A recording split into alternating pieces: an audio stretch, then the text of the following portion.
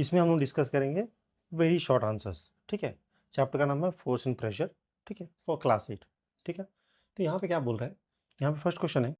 Y do we apply force, where do you apply force well walking. कहाँ पे apply करते हैं force, जब वॉक कर रहे हैं तो ऑब्वियसली हम लोग ग्राउंड में लगाएंगे, तो force is applied on the ground, ठीक है। तो हम लोग ग्राउंड में जो फोर्स अप्लाई करेंगे, ठीक है, उसकी वजह से एक ऑपोजिट रिएक्शन होगा, ठीक है, on the foot of our legs, तो उसकी वजह से मूवमेंट होता है, ठीक है। तो इसको एक बार दिखा देता हूँ कैसा हो रहा है, ठीक है। तो यहाँ पे फॉर एग्जांपल यहाँ पे मैं वॉक कर रहा हूँ, ठीक है, ये फ्लोर है आपका, हाँ सर फ्लोर है।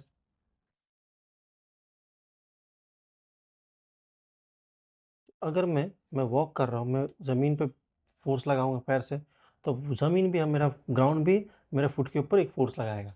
ठीक है। ये आपका न्यूटन थर्ड लॉ में आता है काम, जो कि आप लोगों का नहीं है, ठीक है, बस समझाने के लिए बता रहा हूँ। So we are applying the force on the ground and the same force और the reaction is applied by the ground on our feet so that we can easily move, ठीक है।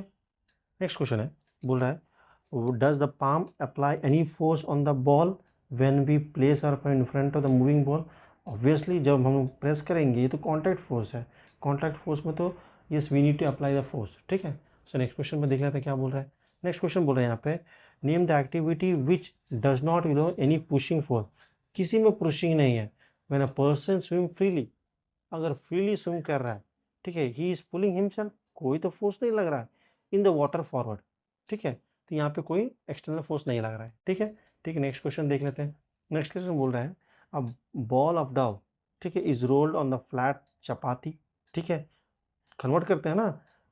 घर पे देखिए मम्मी यूज़ करती है, ठीक है, डव को चपाती बनाने में। नेम द फोर्स, क्या फोर्स यहाँ पे लग रहा है, क्या फोर्स, मस्कुलर फोर्स लग रहा है, मसल्स का फोर्स हम लोग लग रहा है। So muscular force is the force which is being applied, ठीक है, टू डू दिस वन, ठीक है। Next, in the tug of war, ठीक है, in the tug of war when two teams pull equal, hardly equally दोनों pull कर रहा है, तो देन व्हाट हैपेंस, कुछ नहीं होगा, डजंट मूव, इक्वल फोर्स लगेगा ना, दोनों डायरेक्शन में इक्वल फोर्स लगेगा तो कोई मूवमेंट नहीं होगा, ठीक है। Next, girl is pushing a box towards east, ठीक है, यहाँ पे बनाना पड़ेगा मेरे ख्याल से, टूवर्ड ईस्ट कर रहा है, ठीक है। और एक, in which direction should her friend push the ball so that it moves faster in the same direction. यहाँ पे बोल रहा है a girl is pushing a box towards the east direction, ठीक है, in which direction her front should push so that fast. अगर सोचिए इस तरफ ऐसा मूव कर रहा है, इस तरफ मूव कर रहा है, इसका स्पीड इंक्रीज होना है तो क्या होगा सर, इस तरफ फोर्स लगाना, डिक्रीज करना तो इस तरफ लगाना पड़ेगा। So when she is pushing towards east direction, तो उसका फ्रेंड को भी ईस्ट डायरेक्शन में फोर्स लगाना पड़ेगा, तभी क्या होगा, they will add up and the speed will increase. So ये आंसर है, ठीक है। नेक्स्ट क्वेश्चन में देखिए क्या बोल रहा है।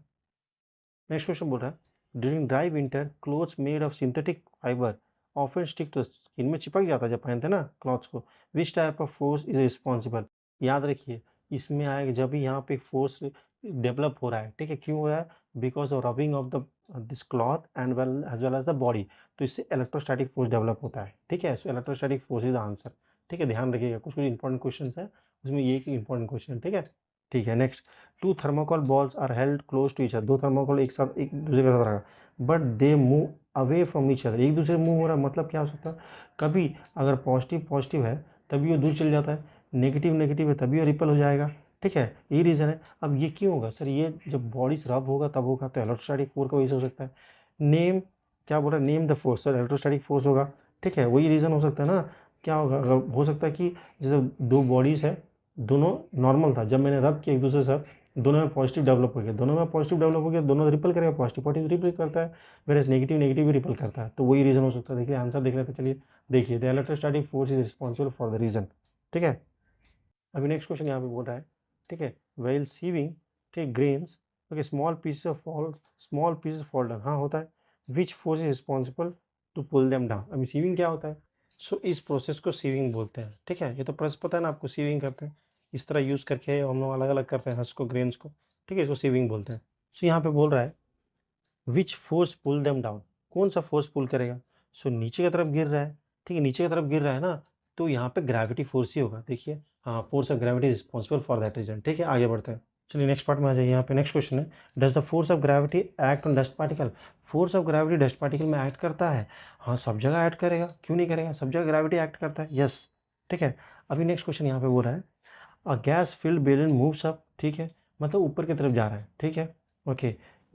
इन is the upward force acting on it larger or small as compare to gravity. अगर सोचिए कोई बॉडी ऊपर की तरफ जा रहा है, फॉर एग्जाम्पल मैं दिखा रहा हूँ, अगर कोई बॉडी ऊपर की तरफ जा रहा है, ठीक है, ऊपर की तरफ जा रहा है कोई भी बॉडी, ठीक है, तो इसका मतलब क्या है, the direction of the movement is upward direction में। हाँ सर, अपवर्ड डायरेक्शन में हो रहा है, ठीक है। तो यहाँ पे नीचे भी एक फोर्स लग रहा है, ठीक है। सोचिए यहाँ पे एक फोर्स लग रहा है F1 है, यहाँ पे एक फोर्स लग रहा है F2 लग रहा है, लेकिन वो मूवमेंट आपका अगर ऊपर की तरफ जा रहा है, ऊपर की तरफ मूवमेंट हो रहा है तो ये ग्रेटर हो गया, नीचे की तरफ मूवमेंट हो रहा है तो ये ग्रेटर होगा, कोई मूवमेंट नहीं मतलब इक्वल होगा, तो इसका मतलब क्या, F2 इज ग्रेटर, ठीक है। F2 इज ग्रेटर इसलिए ऊपर जा रहा है, नहीं तो नीचे आ जाएगा, ठीक है। ठीक है, देखते हैं आंसर में। सो यहाँ पे क्या बोल रहे हो, देखिए, upward force will be greater than the force of gravity as the balloon is rising up और it is able to lift up. ठीक है, समझ में आया कितना। चलिए आगे देखते हैं नेक्स्ट क्वेश्चन। नेक्स्ट क्वेश्चन है, fruit detach from the tree falls on the ground due to, fruit detach जैसे पता चल गया, हम लोग पता चल गया ग्रेविटी वाला क्वेश्चन होता है, ठीक है। तो आंसर इसका फोर्स है ग्रेविटी होगा, और gravity is responsible for that, क्योंकि ग्रेविटी जो है हर एक ऑब्जेक्ट को अपना सेंटर ऑफ द अर्थ की तरफ वो खींचता है, दैट इज ग्रेविटी। ठीक है, देखिए आंसर देख लेते हैं। हाँ सर, ये तो ग्रेविटी वाला ही है, ठीक है। नेक्स्ट देख लेते हैं, यहाँ पे कुछ दिया है, ठीक है, डायग्राम के साथ देख लीजिए,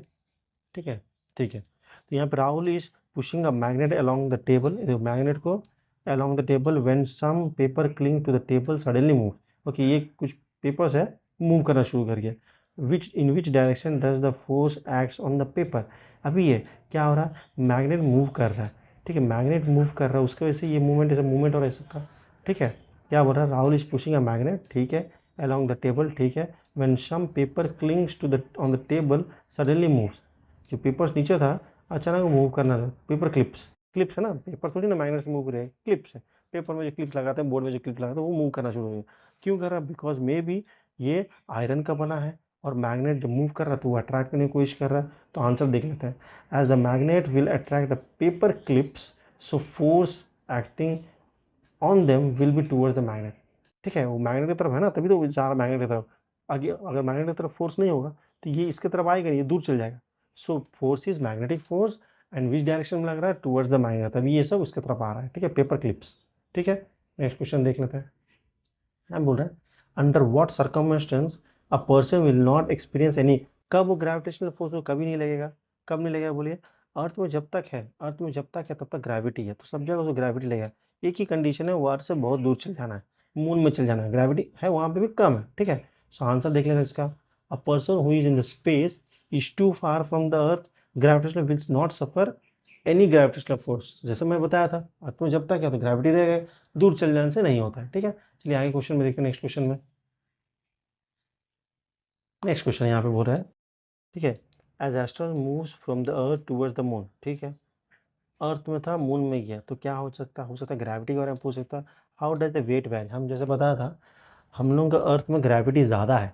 ठीक है, where on the moon it is 1/6, मतलब कम है। तो वेट में क्या होगा, याद रखिए, यहाँ पे एक चीज़, बड़ा अच्छा क्वेश्चन है, वेट और मास कैसे चेंज होता है पूछा, बड़ा इंपॉर्टेंट क्वेश्चन, बड़ा अच्छा क्वेश्चन है, देख लेते हैं। सो ये है वेट निकालने का फॉर्मूला, वेट का फॉर्मूला है m/g, ठीक है। तो अगर सोचिए जी का वैल्यू यहाँ पे मेरा लेस है, ठीक है, फॉर एग्जांपल, तो वेट अगर सोचिए एम यहाँ पे मेरा अगर 10 है, ठीक है, जो कि अर्थ में 10 है, एम का वैल्यू 10 अर्थ में,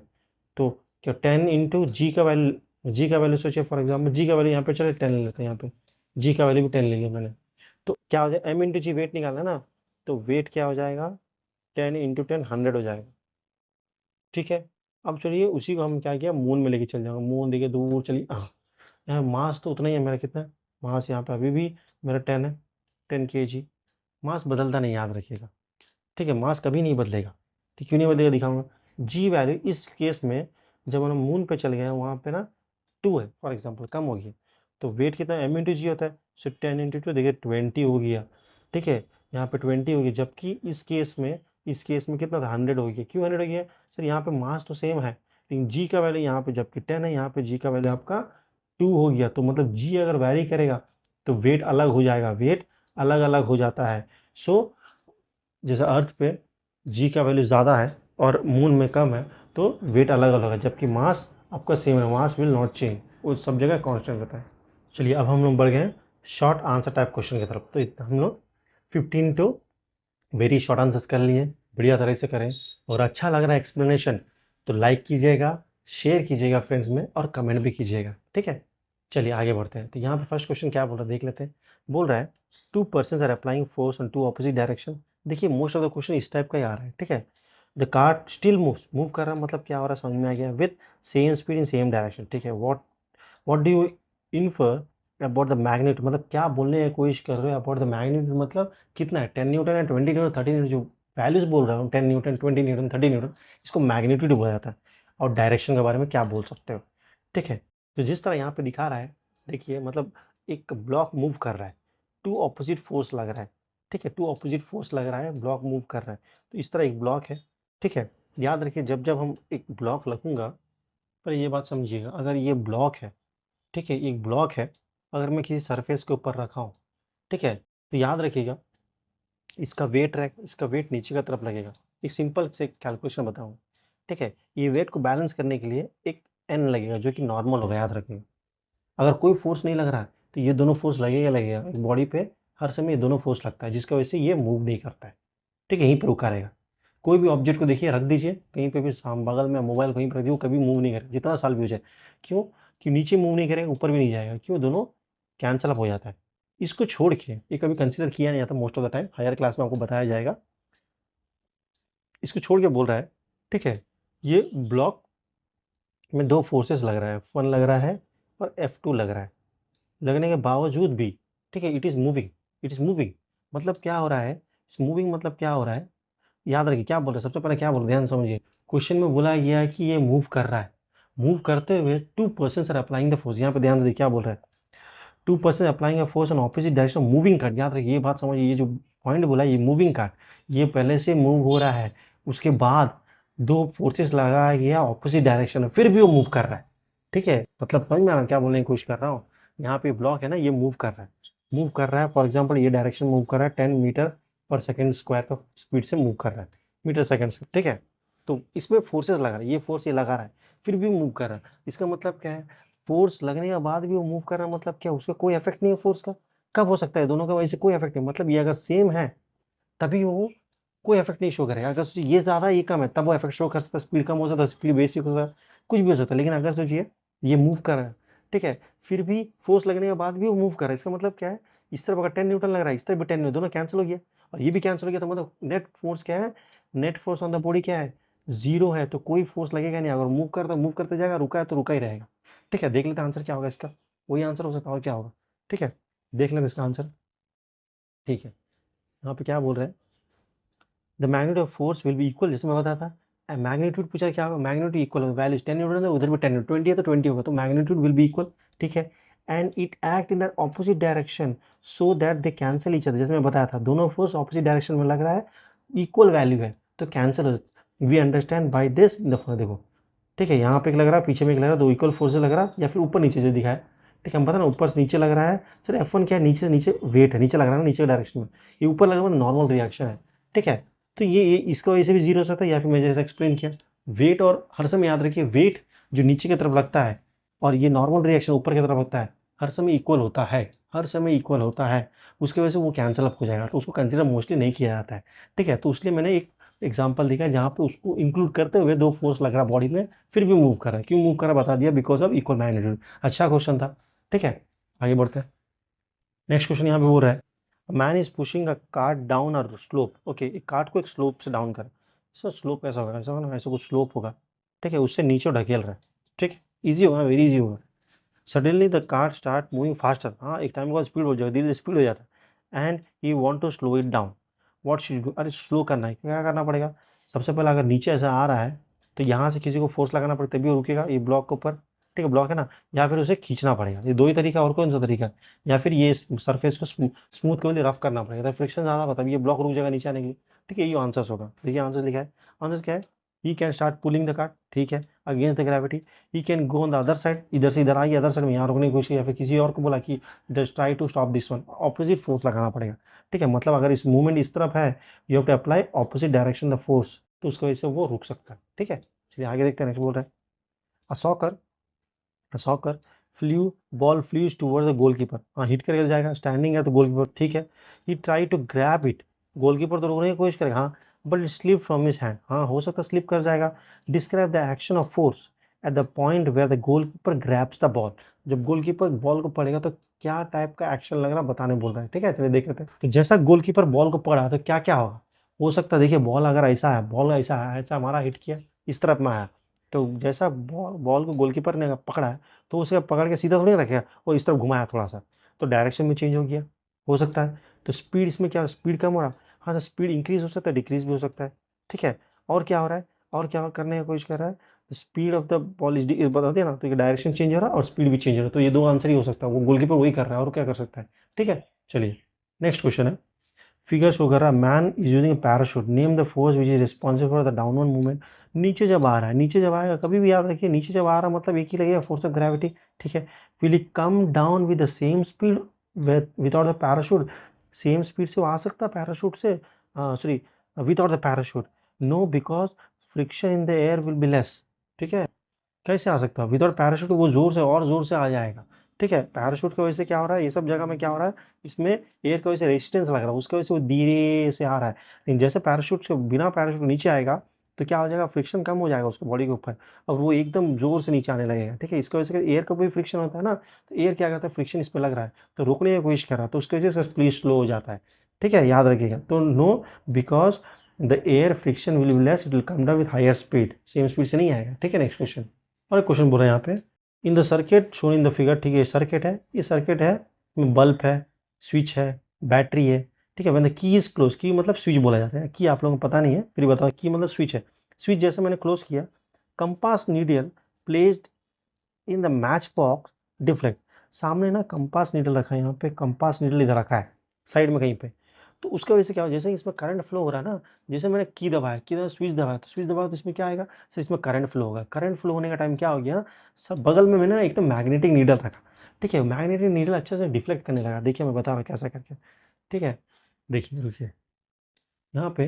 फॉर एग्जाम्पल, यहाँ पे क्या है, मेरा सर्किट था, ऐसा करके सर्किट है, एक सिंपल सर्किट बनाया, ठीक है, इसमें करंट दौड़ रहा है ऐसा करके, ठीक, करंट दौड़ रहा है, ठीक है। तो मैं क्या किया, बगल में ना एक तो मैग्नेटिक कंपास को रखा है, ठीक है, एक कंपास को ऐसा करके मैंने रखा है, ऐसे एक मैग्नेटिक कंपास को रखा है, ठीक है। जब करंट नहीं था तो कुछ नहीं हो रहा था, जैसे करंट पास होना शुरू किया, ये डिफ्लेक्ट होना शुरू किया, वो कभी कभी इस तरफ हो रहा है, कभी कभी इस तरफ हो रहा है, डायरेक्शन ऐसे ऐसे डायरेक्शन चेंज हो रहा है इसका, ठीक है, नीडल का, ऐसे कभी स्विंग इस तरफ हो रहा है, इस तरफ स्विंग ऐसा हो रहा है, इसका मतलब क्या है कि ये नीडल किससे बना है सर, ये नीडल तो आयरन से बना होता है, तो मतलब आयरन किससे डिफ्लेक्ट होगा सर, मैग्नेटिक फील्ड की वजह से डिफ्लेक्ट होगा, मैग्नेट की वजह से डिफ्लेक्ट होगा, मतलब ये जो है ना, ये वायर्स में करंट जा रहा है, करंट जब जा रहा है तो प्रोड्यूस करेगा मैग्नेटिक फील्ड, याद रखिएगा, ये हायर क्लास में फिर भी आपको बता रहा हूँ कि क्वेश्चन है, इंपॉर्टेंट होगा, ठीक है, एग्जाम में आ सकता है। तो when a current is pass in the wire, it will produce a magnetic field, अगर वो फील्ड के अंदर ये अगर नीडल आता है जो कि आयरन का बना है तो वो डिफ्लेक्ट करेगा obviously, so because of that there is a deflection. चलिए क्वेश्चन देख लेते हैं, आंसर भी देख लेते हैं, ठीक है। देखिए, on closing the switch, switch जैसे बंद किया करंट फ्लो करने लगेगा, ठीक है, उसकी वजह से क्या होगा, मैग्नेटिक फील्ड डेवलप होगा जैसे मैंने बताया था, ठीक है। उसकी वजह से क्या होगा,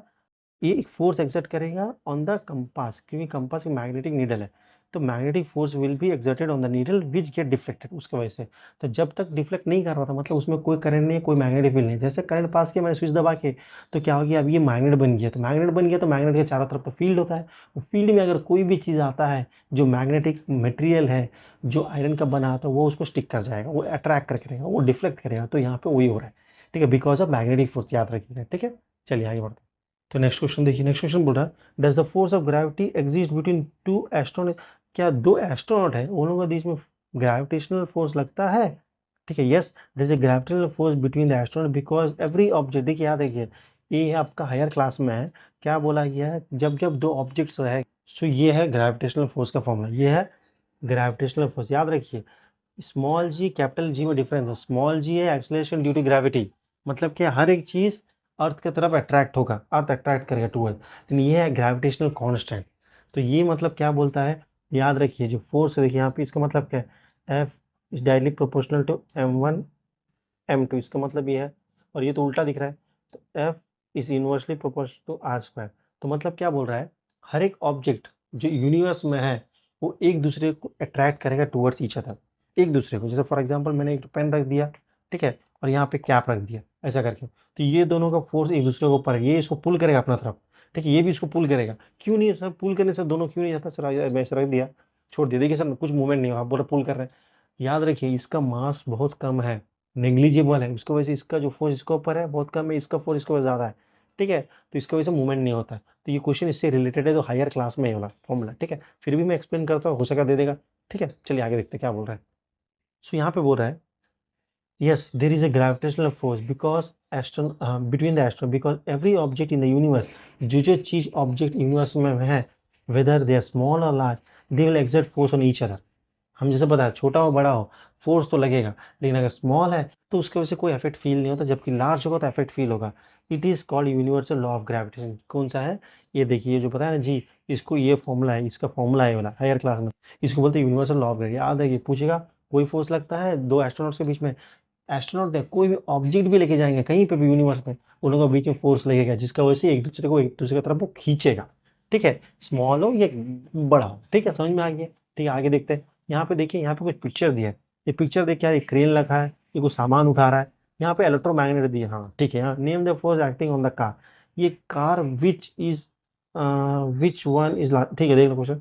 figure shows the sticker of an electromagnet, okay, electromagnet है, ठीक है, ठीक है, name the force acting on the car, ये कार जो उठाया है, कार को इसने उठाया है, इसमें क्या क्या फोर्स लगेगा, जब ये उठाया है तो इसका वेट नीचे की तरफ लगेगा, हाँ सर, इसका वेट नीचे की तरफ लगेगा, ठीक है, और ये मैग्नेट ऊपर की तरफ खींच रहा है उसको, ठीक है, दो फोर्स लग रहा है, इसका वेट रहेगा ना, वेट तो नीचे की तरफ लगेगा, अगर ये में अगर अगर ये ज़्यादा भारी रहेगा ना, ये कट के नीचे गिर जाएगा, तो वेट नीचे की तरफ है, लेकिन ऊपर की तरफ क्या कर रहा है, ऊपर की तरफ खींच रहा कोई, अपवर्ड मैग्नेट, मैग्नेट खींचता है, मैग्नेट। सर अब नॉर्मल रिएक्शन बोले, याद रखिएगा, जैसे मैं बताया था, बढ़िया क्वेश्चन पूछा एक बच्चा ने, सर नॉर्मल रिएक्शन बोले ऊपर की तरफ वेट को तो बैलेंस करता नॉर्मल रिएक्शन, मैं क्या बोला था, जब जब याद रखिए नॉर्मल रिएक्शन तभी आएगा into play whenever there is a surface, जमीन के ऊपर रखा है, एक कार को मैंने रखा है, तब वेट नीचे नॉर्मल ऊपर, लेकिन ये तो एयर में है, ये तो एयर में है, जमीन से कांटेक्ट तो नहीं है, तो इसमें एयर में मतलब नीचे की तरफ तो वेट लगेगा ही लगेगा, लेकिन ऊपर की तरफ वेट नहीं लगेगा, नॉर्मल रिएक्शन नहीं लगेगा, क्योंकि नीचे तो कुछ नहीं है, हवा में, तब क्या लग जाएगा, यहाँ पे फिर भी उठ रहा है, तो क्यों उठ रहा है, बिकॉज ये मैग्नेट उसको पुल कर रहा है। So upward force is a magnetic force, whereas downward force is the force due to, याद रखिए डाउनवर्ड फोर्स असल में ग्रेविटी ही होगा, ठीक है, वेट होगा, कभी कभी वेट बोला जाता है, कभी फोर्स ड्यू टू ग्रेविटी, दोनों का मतलब एक ही है, वेट भी तो नीचे लगता है, टूवर्ड्स द सेंटर में लगता है, ठीक है। चलिए नेक्स्ट क्वेश्चन देख लेते हैं, यहाँ पे नेक्स्ट क्वेश्चन क्या बोल रहा है देख लेते हैं। द फिगर, यहाँ पे ऑर्डर फिगर दिया है, देख लेते फिगर क्या बोल रहा है, रैम्प है, तो रैम्प ऐसे दिखता है, हाँ सर इस तरह रैम्प होता है सर, ठीक है, यहाँ पे रैम्प दिया है, the figure shows the magnet on the top of a ramp, ये देखिए, एंड अ पेपर क्लिप, यहाँ पे एक पेपर, सर ये कर दिया, फिर से बोल देखिए, he observe that the paper clip move up the ramp, ये धीरे धीरे ऊपर आ रहा है, मतलब कि मैग्नेट इसको अट्रैक्ट कर रहा है, और ये मैग्नेट का एक फील्ड होता है, एक एरिया होता है, वो एरिया के अंदर ही आ रहा है, उसलिए कर रहा है, ठीक है। What force were acting on the paper clip, क्या फोर्स लग रहा है सर, मैग्नेट की मैग्नेटिक फोर्स होगा, वेरी गुड, ठीक, किस तरफ लगा, टूवर्ड्स द मैग्नेट, ठीक है, याद रखिए याद रखिए, ये याद है, इसका मैग्नेट, इसका कुछ रेंज है, अगर ये यहाँ पे इतना दूर में रख दिया तो हो सके वो स्टिक नहीं करेगा, कभी कभी पूछता है रखने के बाद भी, if I am keeping any magnetic material towards the near the magnet, फिर भी अट्रैक्ट नहीं करेगा, कोई मूवमेंट नहीं हो सकता, कि उसका एक रेंज, हर एक मैग्नेट का एक रेंज होता है, स्मॉल मैग्नेट इज देयर तो छोटा रेंज होगा, अगर उसके अंदर आता है तो वो अट्रैक्ट करेगा, नहीं तो नहीं होगा, जैसे ब्लूटूथ जैसे होता है हम लोग का, क्या ब्लूटूथ ऑन करेंगे सब डिवाइस कनेक्ट हो जाता है, नहीं सर, कुछ रेंज होता है उसका भी, वैसे मैग्नेट का भी एक रीजन होता है, अगर उसके अंदर अगर मैग्नेटिक मटेरियल आया then only it will stick to that one, otherwise it doesn't show any effect, ठीक है, हाँ तो समझ में आ गया, ठीक है, आंसर भी देख लीजिए, उसे कुछ लिखा रहेगा, ठीक है। नेक्स्ट, नेक्स्ट बोल रहा है,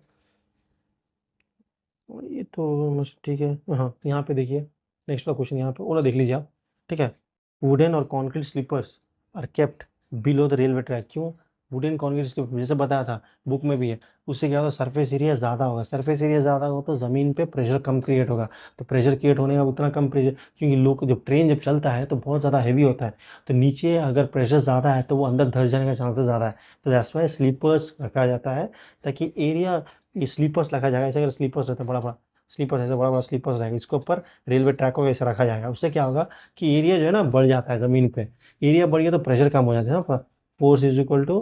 क्या होता है, pressure is equal to force by area, तो प्रेशर कम हो जाएगा जब एरिया बढ़ जाएगा, तो उसकी वजह से एरिया कम हो जाता है, तो आपका फोर्स प्रेशर कम फील होता है, तो चांसेस ऑफ गेटिंग। सो ये नेक्स्ट क्वेश्चन सम्स इंपॉर्टेंट होगा, फोर्स एंड प्रेशर का मेन बेस है सम्स, ठीक है, तो यहाँ पे बोल रहा है डिटरमाइन द प्रेशर, ठीक है, प्रेशर निकालना बोल रहा है, ठीक है, so P is equal question mark हो जाएगा, हाँ sir P is equal to question mark लिख दीजिए, ठीक, खोजना है इसको, मैंने फोर्स ऑफ 200 न्यूटन फोर्स दे दिया, ठीक है, 200 न्यूटन, ठीक है, acts on an area, area कितना दे दिया, ओके, दो चीजेस है, पहला केस में एरिया आपका है, एरिया दे दिया है 20 मीटर स्क्वायर दे दिया है। सेकंड केस में एरिया दे दिया है 8 मीटर स्क्वायर। जैसे मैं बता न्यूटन से मीटर होना चाहिए, मीटर तो दिया है, ठीक, कोई प्रॉब्लम नहीं। सो प्रेशर सिंपल है, pressure equal to force by area. पहले सबसे पहला फॉर्मूला लिखेंगे, पूरा लिखना है, ठीक है। फोर्स कितना है सर 200 न्यूटन, एरिया कितना है सर नीचे 20 आएगा फर्स्ट केस में मीटर स्क्वायर। सो करिए करिए करिए, सो आंसर आ गया 10 आ गया। सो आंसर कितना आ गया मेरा यहाँ पर 10, प्रेशर है ना पास्कल्स आ जाएगा, ठीक है। सेकंड केस में 8 है, same formula, pressure is equal to force पर यूनिट एरिया। तो कितना फोर्स तो सेम है दो केस में, ठीक है। एरिया बस आता है यहाँ पे 8 मीटर स्क्वायर है। तो आंसर कितना आएगा सॉल्व करने से सर यहाँ पे आ जाएगा आपका 25 न्यूटन पर मीटर स्क्वायर लिख सकते हैं, यहाँ पे पास्कल भी लिख सकते हैं। याद रखिए the unit of pressure is pascal, कभी कभी पूछ सकता है पास्कल, ठीक है। यूनिट क्या है प्रेशर का, पास कैपिटल पी स्मॉल है, याद रखिएगा ऐसे लिखना है, ठीक है। या फिर लिख सकते हैं न्यूटन पर मीटर स्क्वायर, न्यूटन पर मीटर स्क्वायर हो जाएगा, ठीक है। याद रखिए न्यूटन है तो मीटर रहना है, नहीं तो सेंटीमीटर रहेगा तो कन्वर्ट करना है। याद रखिए मीटर स्क्वायर सेंटीमीटर स्क्वायर कितना ना मीटर है, सेंटीमीटर स्क्वायर को मीटर स्क्वायर में कन्वर्ट करना है। सो क्या करना पड़ेगा, 1/100 करने से डिवाइड करने से नहीं होगा, क्यों, बिकॉज ये सेंटीमीटर मीटर नहीं है, सेंटीमीटर स्क्वायर है। कितना सेंटीमीटर, 1 सेंटीमीटर 1 सेंटीमीटर, दो ठो है, मीटर भी दो ठो है। तो यहाँ से यहाँ एक बार जाएगा,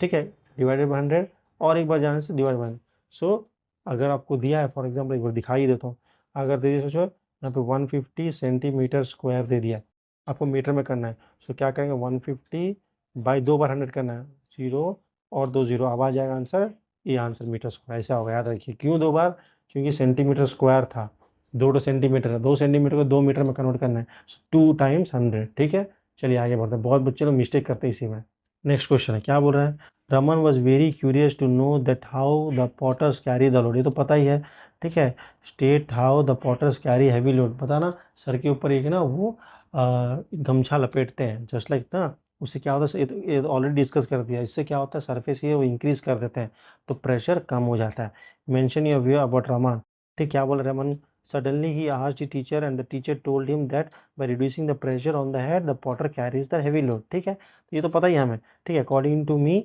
ठीक है। Raman is very curious, curious है ना, वो क्वेश्चन पूछता है, क्यूरियस है to know about the science, कि क्या वर्क कर रहा है, कैसे वो उतना ईजी हो जाता है, जबकि हम लोग अगर उठाते हैं तो मुश्किल होता है, क्योंकि वो लोग टेक्निक यूज़ करते हैं, वो लोग सर के ऊपर क्या करते हैं, एक टर्बन वो लपेटते हैं, ठीक है। तो उसकी वजह से क्या होता है, जो कॉन्टैक्ट है वो बढ़ जाता है, तो प्रेशर कम हो जाता है, ठीक है। चलिए नेक्स्ट क्वेश्चन देखते हैं, यहाँ पे बोल रहा है,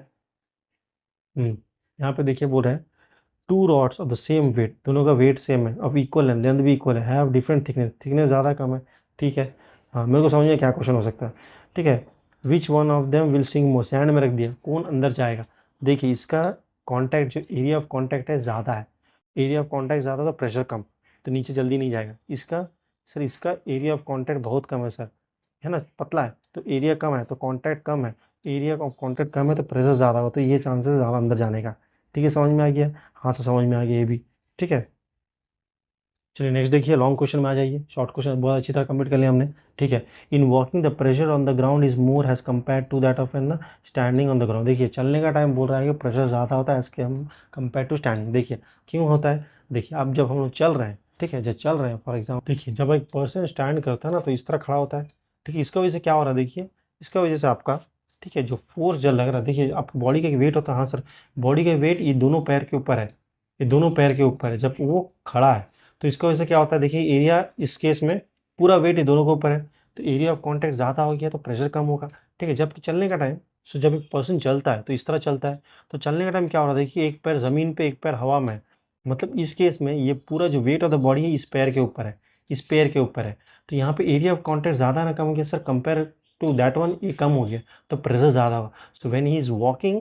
सो whole body weight is on one leg, so area of contact ज़मीन से ज़्यादा कम हो जाता है, प्रेशर इंक्रीज हो जाता है as compare to that one, ठीक है। समझ में ये रीजन होगा, देख लेते हैं। So, देखिए आंसर पढ़िए, as the person is walking then at one time his foot is on the ground where therefore the force of entire weight of the man falls on the smaller area, जैसे मैं बताया था उससे pressure ज़्यादा हो जाएगा। Will in other case when the man is standing or with his both feet on the ground, this causes the weight of the man to fall on a larger area, causes the less pressure, same जैसे मैं बताया था, वही answer लिखना पड़ेगा, ठीक है। Next question है, two womens are of the same weight, one wear sandal pointed heels वाला, well other is wearing a sandal with a flat heels, ठीक है। Which one would feel more comfortable will walking on the sandy beach give your reason. देख लेते हैं एक बार। इस case में देखिए यहाँ पे कि वुमन ना एक पॉइंटेड हील्स पहनी है। ये पॉइंटेड हील्स क्या कर रहा है, ज़मीन के साथ कॉन्टैक्ट पे आ रहा है, लेकिन सरफेस एरिया बहुत कम है। सो इससे क्या होगा, प्रेशर आपका ज़्यादा हो जाएगा, तो इसको चलना मुश्किल होगा एज़ कम्पेयर टू और कोई इस तरह का जूता पहना है, ठीक है, इसमें देखिए एकदम फ्लैट है ना, तो एरिया ऑफ कॉन्टैक्ट ज़्यादा है तो प्रेशर कम होगा, ठीक है, तो इसलिए मुश्किल होगा चलना, ठीक है। सो एरिया ऑफ कॉन्टैक्ट कम हो जाएगा तो प्रेशर बढ़ जाएगा, तो ये आंसर देखिए, well walking on the sandy surface one need to wear a larger area shoes so that pressure will be less. Okay, so in case the woman wearing a sandal, the pointed heels will have less area, so she will find it difficult to walking because pressure is more, while the other woman wearing a flat sole where the surface area is more, so pressure will be less, she will feel comfortable while walking on the sandy beach. ठीक है, तो आप लोग भी इस बार से, ठीक है, स्पेशली गर्ल्स होगा तो इसको सोचिएगा, ठीक है, सैंडल्स पहन के चल जाना नहीं है, सही, हील्स पहन के नहीं जाना, हील्स पहन के जाएंगे ना तो बस हील को हाथ में पकड़ के घूमना पड़ेगा। और देखिए कोई बीच में हाथ में से पकड़ के ऐसे ही घूमते हैं, वो कोई क्या बोलते हैं वो कि ये मतलब फन के लिए नहीं करते हैं, वो लोग खुद चलना मुश्किल हो रहा है तो वो लोग सोचे क्या करें, काम करें, फन के लिए करें, तो सबको लगता नहीं इसमें मजा है, ठीक है, तो ये चीज़ है, तो गर्ल्स स्पेशली फॉलो कीजिएगा, ठीक है। चलिए आगे बढ़ते हैं। It is difficult to cut cloth using a pair of scissor with blunt blades. Blunt blade मतलब क्या होता है सर, धार नहीं रहता सर, तो उससे क्या होगा सर, उससे एरिया जो है ना, अगर धार है तो अगर एकदम शार्प है तो एरिया कम होगा, तो प्रेशर ज़्यादा होगा, तो थोड़ा फोर्स अप्लाई करने से भी कट हो जाएगा। लेकिन अगर ब्लंट वाला लिए तो blunt will be having more area as compare to the sharp one, तो एरिया ज़्यादा है तो क्या हो जाएगा, प्रेशर कम हो जाएगा, तो आपको बहुत ज़्यादा ताकत लगाना पड़ेगा इसको कट करने के लिए, तो वही है रीज़न, ठीक है। नेक्स्ट वाला क्वेश्चन यहाँ पे देखिए, यहाँ दिया है वेसल्स है, 4 वेसल्स है, ठीक है, 300 है, 50 है, ठीक। अब इसमें क्वेश्चन क्या होगा देखते हैं। So you have to arrange them in order of decreasing pressure. Pressure सबसे कम किस में होगा सर, एरिया ऑफ कॉन्टैक्ट देते सर। सर इसका एरिया ऑफ कॉन्टैक्ट